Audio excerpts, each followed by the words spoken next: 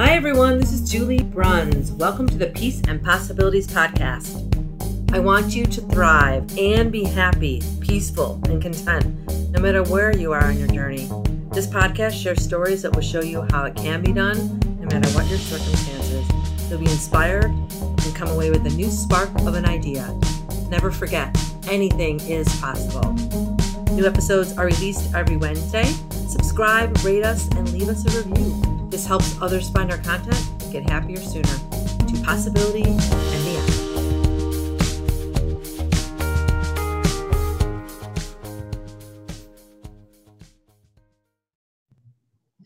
Okay, welcome to this episode of the Peace and Possibilities podcast, everyone. So my guest today is Beatrice. Say your last name beautifully for me. Adenodi. Adenodi, Beatrice Adenodi. And she and I met through a workshop that I delivered a few months ago, and she and I connected afterwards, and we wanted to connect, and we did. And she has an exciting book coming out, so she can tell us about that in a little bit. And then you can tell us how to get in touch with you and stuff too at the end of the podcast. So we want to jump right into the questions. Yes. All right. So thanks for being here. Okay. So I'd like to start off with, basically about you, what you do and how you got to where you are now. So if you want to give the audience a little bit of insight into what you're doing and if what you are doing now is something you actually studied and planned on doing, or you just kind of fell into this through a windy path. So let's start with that. Oh, okay. So right now I actually own Mirror Inc. The company I own is Mirror Inc. So I am business consulting / marketing, and my firm specializes in strategy planning and logistics. So event planning, branding, marketing, even business planning. So right now my organization morphed into from doing event production, because I have a background in experiential marketing, which that's a hybrid between event planning events, executing promotions, even all the way up to doing a lot of the research, the data, and all the strategy behind it. So experiential marketing is kind of like a big field and incorporate wearing multiple hats. So I'm glad you explained what that was, because I've never heard that term, and I have a marketing degree. Obviously, my marketing degree is from a long time ago, but I'm like, ooh, it's experiential marketing. Okay. Yes. All right. So how did you get into starting your own company? What were you going to say about that? Sorry. So I just felt like it was hard to get into the office of doing in the marketing companies, and I wanted to just go in because I was always in the field for many years, doing a lot of the different work. So there was a discombobulation between the field and the office. It seems like they don't know what's actually really going on. So there was a little barrier. So what I did is try to apply for all the organizations, and they were saying, no, it seems like you should be on the field. And I decided to create my own because I feel like there was no place for me. I love that you tried to find the place and it didn't exist. Yeah. So you created your own, which is what I did too. And you just assume that you have to keep pushing your way into this, what they say, square peg in a round hole. Okay, I'll figure out. And it's like, oh, that's harder over there. And that's not going to be exactly what you want if you go into the round hole instead. So good for you for deciding and figuring out early that you needed to create it yourself, because sometimes it takes people like me a lot longer to figure that out. So good for you. I actually wanted the flexibility to actually create my schedule and still do my own thing. So if I want to go on vacation, I'm not bound to anyone. I'm just going to go on vacation. Granted, I did through the years do a lot of contracting with multiple companies, going in and out the office, but I just never really wanted to stay in there. So I always kept my organization.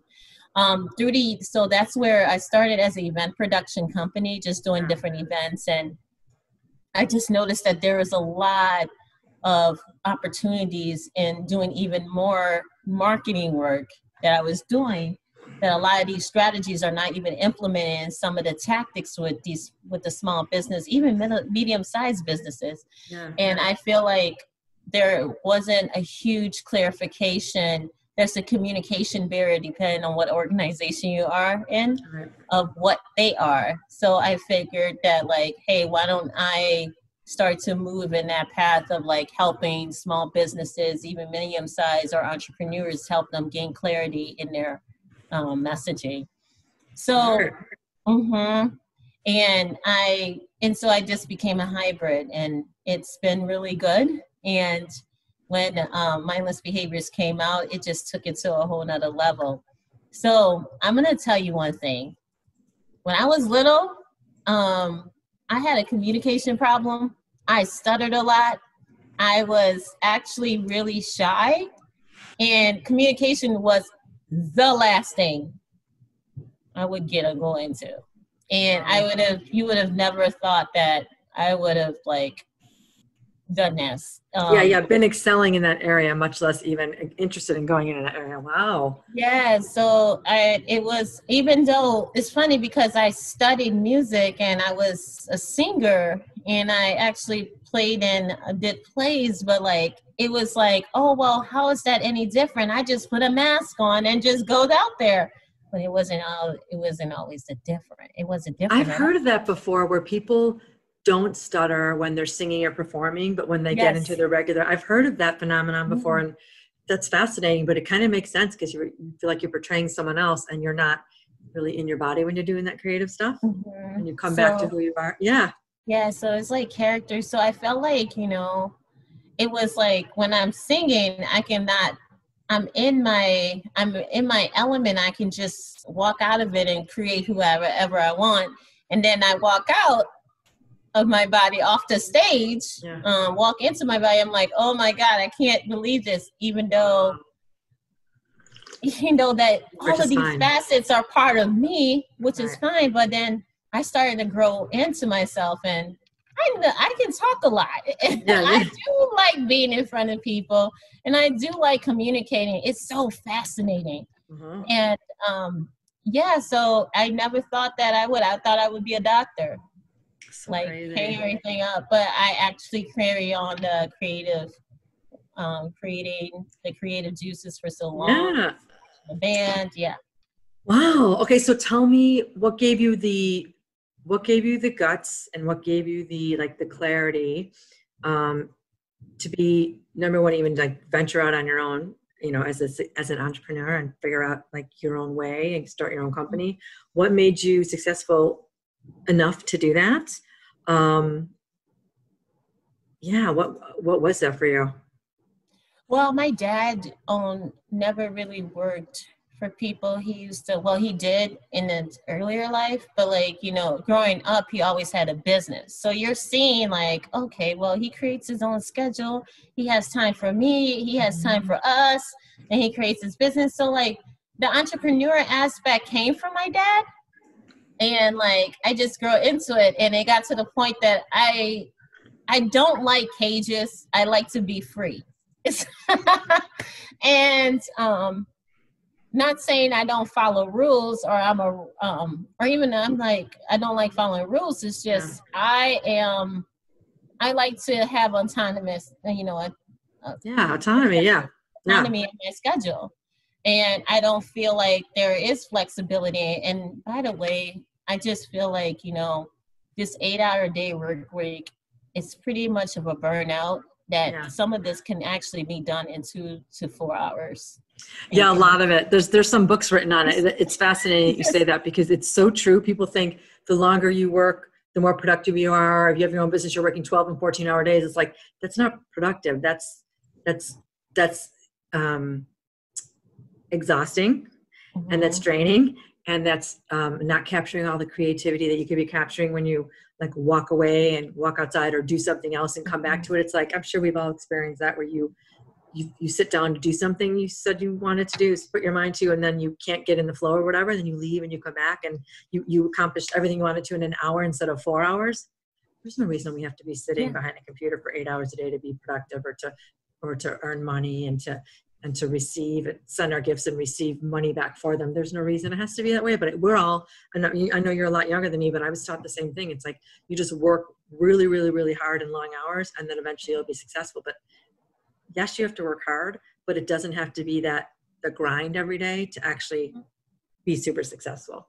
I really think, and it's interesting because I really think that is the biggest BS that we were told. That is the lie that we created. That I feel like we're living somebody else's life, versus not even our own. And I think that one of the biggest things that really capture is like, well, if we're supposed to work and have this career and it's supposed to be based on our passion, why is it personal? Why is it separated from us from a personal aspect? Right. I feel like we're supposed to integrate it, you know, right. And like, you know, that's the big thing with my company. We create lifestyles, not careers. So we want to create balance. And I always talk about like most of our lives is spent working, and a fraction of our lives is actually spent, it has not even, it's playing, but sleeping. Yep. And like, we are really not breathing, and we have been suffocating. And that's what, like, it's really a big realization and reflection, especially around 2020 right now. And like sitting back. So I'm thinking about that. Go ahead. It's so true. It's so true. You're bringing up a lot of good points. I was just taking some notes about what you were saying.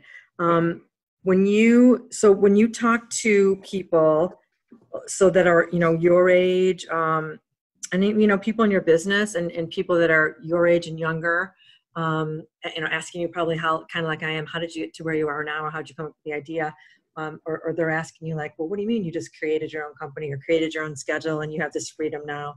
What do you tell those people, like kind of what we're talking about right now? Do you say specifically like just start your own company, or do you say things like, all right, well, figure it out, like you said, integrate your personal and your professional life together and something that you're excited about every day? What do you say? I'm sure people ask you that question a lot, right? I do get the question a lot. And I said, in the first question, I say, what do you want to do? And all they're like, I don't know. I say, that's the problem right there. Right. Even though we want to do a lot of things, what is like, a lot of people don't know. And like, imagine being in corporate for 20 to 30 years and you just got out and you're like, well, if somebody walk up and ask you, what do you want to do? And you're like, I don't know. And so what happens is that we spend our time so much following what the norm is, so much following what we think that we're supposed to do, right. But we haven't really sat back and like really think about what we really want to do. Right. And so that's what I did. It's like, well, what do I want to do? I like people, but I tend to be someone that guide and like bring awareness. And like, how do I utilize my skills to bring awareness to help people get to another level, or even take them higher. So I really hone into the fact that when people approach me, I just say, what do you want to do? Yeah. And like that question takes people back. Yeah. Over and over again. And I'm like, it should be obvious. Yeah, it should be obvious, and it should be something people can answer quickly. And if you can't answer it, of course you haven't found it yet. Of course you're asking me the question about how do you do it, because you don't even know what you want to do. But it's just like when they say when you get in your car and you don't know how to get someplace, you would never just say, put in your map or in your GPS, you know, like, I'm not sure where I want to go. And then the car would start driving. You have to say where you want to go so that you can put the directions in so that you can get to your point B. And so many people just, okay, I'll go to school, like you said, or I'll study medicine, or I'll pick something that somewhere along the way someone told you should pick, or you figured out you should pick, and then you end up being wrong. And then you don't correct yourself. You don't change courses. You just say, okay, I'll just keep doing it, instead of asking yourself, what do I want to do? And it's not necessarily always a one-word answer, and you don't necessarily always get it but that day, but maybe you get a piece of it. And then a week later, you get another piece of it. But as long as you can keep asking yourself that question, you'll be steered in the right way. But if you're not asking yourself that, you're just going to kind of be on automatic pilot.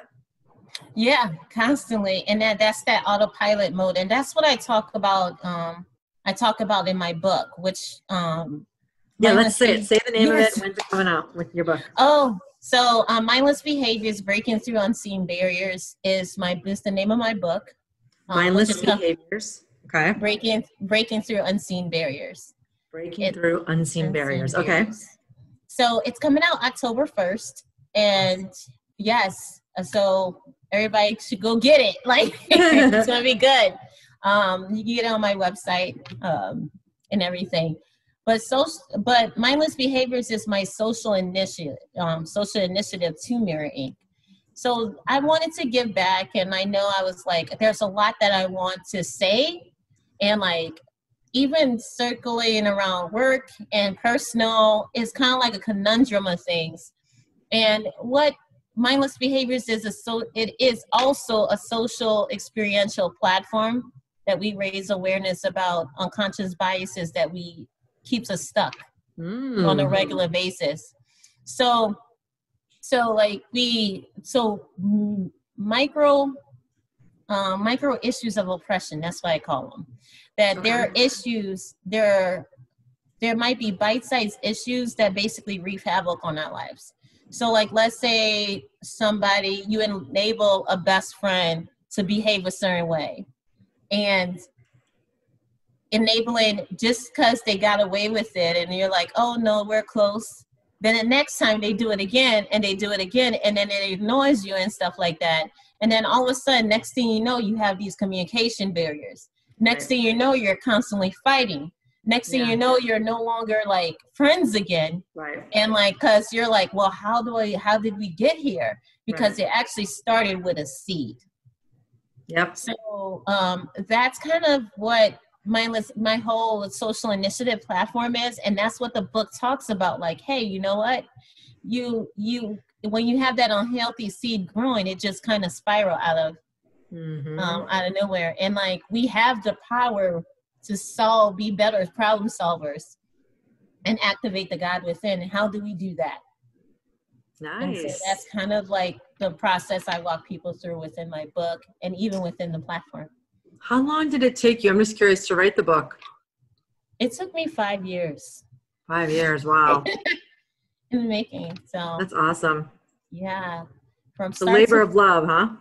It is a labor, but it took a while because you had to do it through storytelling, because storytelling has so much power to it, right? And I feel like people would get it, and like they understand when they can see themselves in a character. They might not be all the way to character, but maybe there's certain habits within that character that they really identify with and click.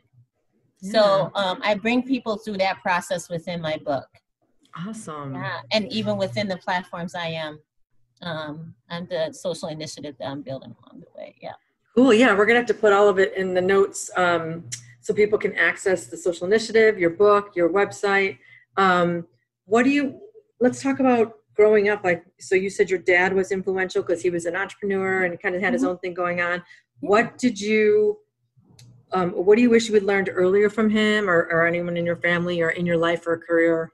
Is there anything that you wish I wish I had gotten that sooner, or anything like that? Learn from him. Or anyone. Oh God, there's so many mentors, and like even my dad, that I wish I could have like learned earlier. What do I wish I learned? To be better at finances. Because I spent a lot of money and a lot of things that I didn't really need through the years. And so it's really knowing how to, and my dad is an accountant, really knowing how to balance the budgets and sheets really well. Your dad's an accountant? Yes. Yeah. Yeah. And you probably didn't, you probably were like, accounting when you were growing up, or you didn't like finances, or just because he was so nitpicky, and like he knew how to do the finances, like, well, that's like 1 cent, past what you're supposed to, that actually was annoying. Right. And so like, we just had like, even though he put a cap on it really well, and along the years we had a lot of family issues and stuff like that. But like, I have family members that are so free flowing money that like, they think, oh yeah, I could just spend it and the money comes, more money comes. So like, I just feel like if I can have healthy practices on learning how money is not only money, utilize money as a tool instead of a way of life. If I've learned that earlier, I don't know. I always say that you are where you are, but I would be a lot more savvier with it. Yeah. Yeah, that's a Especially, big one for me too. It's not even, we like growing up, it wasn't really talked about a lot, finances and how to be good with them. And especially, I think just even for women, it was always like, whether you're earning the money or not, it's like men take care of that. It was just kind of like a unsaid. It wasn't necessarily a negative thing, but I don't think we were, I know I wasn't in my generation. It wasn't like empowering to say like, you can handle all your own money and learn it, and it's easy. And whenever it was brought up, it was always complicated and intimidating. And when it's complicated and intimidating, like you were saying, or annoying, about like somebody's nitpicking about it, it's like, it doesn't give you the inspiration to learn more about it. You want to turn away from it. Like, okay, I'll deal with that later. Even when you're earning your own money, okay, I'll deal with that later. And then all of a sudden a decade might go by and you're not really savvy, like you said, with your finances, and you made decisions you probably wouldn't have made 10 years earlier had you known a little bit more about what you were doing. And that's all because you just weren't informed as informed as you needed to be. And that's just because I don't know, just it depends on how we're growing up. But I know that was a big thing for me and my family too. It's like, it wasn't talked about easily. And so we did that with our kids. We talked about it more. And as a result, our older one, he's really on top of everything. And it's so nice to see. And I wish that was one of the things I wish I learned earlier too, like you. If I had been doing that in my early 20s instead of thinking about it in my 40s, I'd be way more ahead than I am now. So I'm glad that he's got that lesson early, you know? Mm-hmm. And like when you see it enough, it's kind of like, yeah, maybe I had to put attention in it. Another thing that we don't talk about is unconsciously money is tied to our emotions. Yeah. And like, you know, how we feel. If we feel happy, we might spend more. If we feel sad and if we feel like, you know, if we don't have enough, we stressed out and like we lash out on our loved ones or even our external world. And like I covered this in the book, and like even in my platform, we never really talk about how to regulate our emotions, how to deal with finances as a tool, and how to even have really meaningful conversations that gets us really socially connected with each other. And so those are like things that like we're lacking in the education system. And I think that if we can be able to bring that to life even more, how better of an abundant world we live in, you know? Amen. And like learning how, like, even with business wise, that like, it's always been personal. People hire people based on how they feel about them. I have a gut feeling. So like, when did we learn to separate things and manufacture the process of manufacture corporate employee, the employee and the communication within the workplace?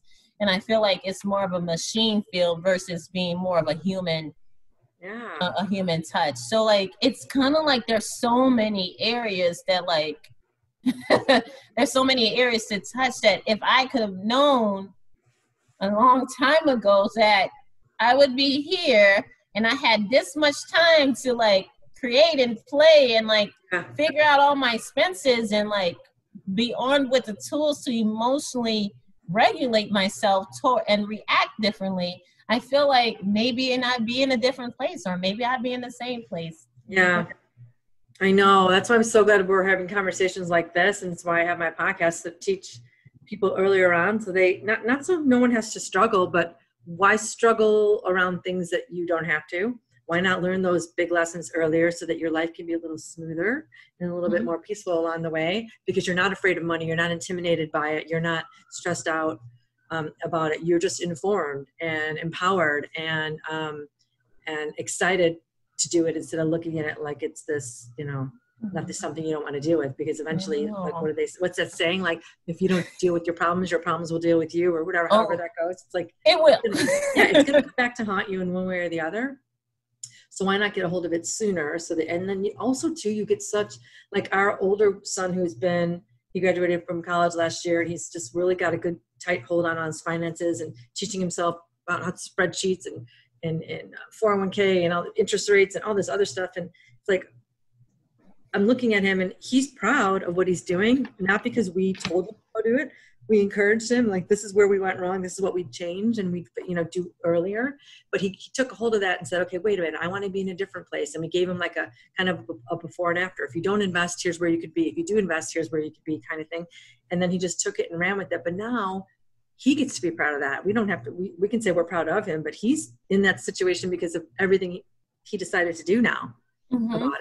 Teach himself and be empowered. And because he's proud of that and he did it himself, now he's realizing how much more he can do. So it's, you're just empowering people as you do it. So I'm glad it's nice. I'm excited to read your book. I'm excited to get the word out about it. And I'm glad that you are writing about those concepts because people need more about that. Like, how did I get to where I am and what's affecting how I'm thinking about things and how I'm being in the world. What do you want to say about that before we leave our audience about your book? Like, so first of all, you said what it's called, where can people find it? And what are they going to walk away from after they read your book? So, well, they can find it on my website at www.mindless-behaviors.com /the-book. Okay. The thing is, it's basically empowered. I do want them to feel empowered, but actually stepping back and reflecting on a lot of the behaviors in the book. Like, okay, even if these characters are not mine, but am I becoming aware of my condition and starting to hone into my internal kingdom? So just kind of stepping back and like having that awareness of their selves and like even reflecting. I do have some reflective questions in my book too, and have some really fun special gifts if they do get it before October 1st. So yeah, just tools to help and support people to apply it in their daily life. And I do have a program if they want to take it another level higher. So yeah. All right. When they can find out more about that program on your website? Yes, they can. Awesome. Well, thank you, Beatrice, for being with me today. It was very informative. It was fun talking to you. I love your energy, and I'm excited. It's awesome. Good for you. I'm writing a book too, so I know how much effort goes into it and what a labor of love it is and how awesome it is to get it out in the world. So congratulations. Thank you. Thank you for having me. You're welcome. So, yeah, so I will put all of your information in the notes and go out and get her book so you guys can be more empowered in your everyday lives, right? Yes. All right. Thank you. Thank you. Bye, everyone. Bye.